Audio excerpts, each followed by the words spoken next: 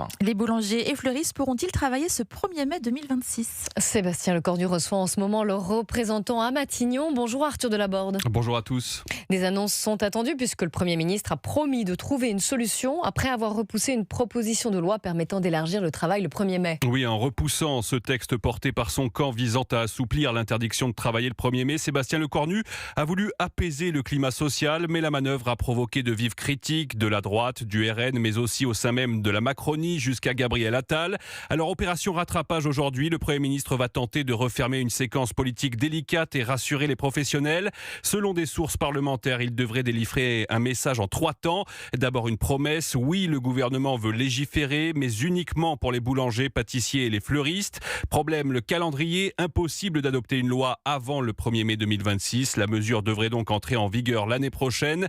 Deuxième point, les partenaires sociaux sont appelés à négocier rapidement un accord de branche, étape indispensable avant toute loi.